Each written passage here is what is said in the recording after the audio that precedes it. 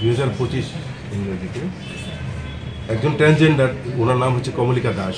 উনি পশ্চিম থানাতে একটা সুনির্দিষ্ট লিখিত অভিযোগ করেন যে ওনাকে ফুসলিয়ে ভুল বুঝিয়ে পরিচয় গোপন করে একজন লোক যার নাম হচ্ছে সুজিত দাস, সে নিজেকে সুজিত দাস বলে পরিচয় দেয়। সে তাকে বিভিন্ন প্রলোভন দিয়ে এবং বিভিন্ন ধরনের প্রতিশ্রুতি দিয়ে তাকে বিবাহ করবে বলে ওনাকে বাড়িতে নিয়ে যায়।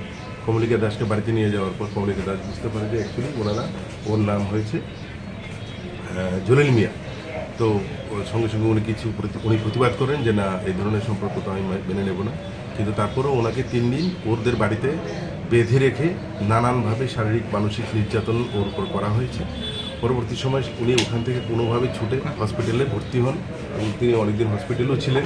এবং ওই সুনির্দিষ্ট অভিযোগের ভিত্তিতে ইনভেস্টিগেটিং অফিসার মিতা দত্ত এই কেসে প্রথম কলিল মিয়াকে অ্যারেস্ট করে, মানে জলিলের বাবাকে অ্যারেস্ট করার পর অনেক জিজ্ঞাসাবাদ করার পর পরবর্তী সময় তার মূল আসামি যে ছিল জলিল মিয়া, ওকেও গতকালকে অ্যারেস্ট করতে সক্ষম হয়।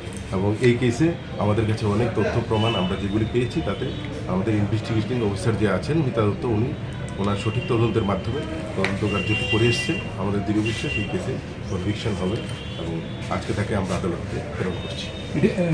ট্রান্সজেন্ডার অ্যাক্ট যে আছে সেটাও রাখা হয়েছে, তারপর হার্ট অ্যান্ড নেসাল যেগুলি আছে সেগুলিও রাখা হয়েছে। সব ধরনের ধারাগুলি যেগুলি এই কমপ্লেন অনুযায়ী যেগুলি ধারা দিতে হয় সবগুলি দেওয়া হয়েছে।